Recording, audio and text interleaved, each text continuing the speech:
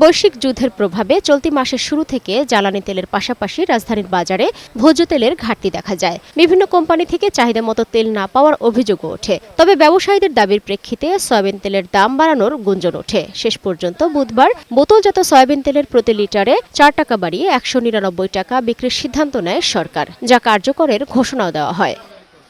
বৃহস্পতিবার বাজার ঘুরে দেখা যায় প্রতিটি দোকানে সয়াবিন তেলের সরবরাহ রয়েছে পর্যাপ্ত। বিভিন্ন কোম্পানির ও খোলা সয়াবিন তেলও সাজানো রয়েছে। যদিও নতুন দামে তা বিক্রি করছে না বলে জানান দোকানিরা। বলেন, নতুন দামের পণ্য এখনো বাজারে না আসায় পুরাতন দামেই প্রতি লিটার 190 টাকায় বিক্রি হচ্ছে। নতুন কোনো মাল আসে না, বলো না আমাদের আগের মাল দিতে আছে, আজকেও দিব, আগের মাল দিব।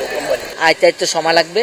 আগে যে তেল আছে ওই তেল আমরা আগে রেডি আছে, আগে রেডি বিক্রি করতেছি। সরকারের একটু দেখা উচিত, ভোক্তা অধিকারটা একটু ভালোভাবে তদারকি করা উচিত। বৈশ্বিক পরিস্থিতির কারণে দাম বাড়ানোর সরকারের সিদ্ধান্ত মেনে নিলেও বাজারের অন্যান্য জিনিসের ঊর্ধ্ব মূল্যের কারণে ক্ষোভ ঝাড়েন সাধারণ মানুষ। দাবি জানান বাজার সিন্ডিকেট ভাঙার। আমরা হলাম নিম্ন মধ্যবিত্ত, আমাদের যে কষ্ট, এই সমস্ত জিনিসের দাম বাড়লে এটা ভাষায় প্রকাশ করা যাবে না। সিন্ডিকেট আছে এখানে, এগুলি ভাঙা প্রয়োজন। আমাদের কিছু বলার নাই, আমাদের যতটুকু স্বার্থ ততটুকু স্বার্থের মধ্যে কেনাকাটা করতে হবে। পুরাতন দামে সয়াবিন তেল এখনো যে পরিমাণে রয়েছে তা আগামী ৩-৪ দিন বাজারে চলবে।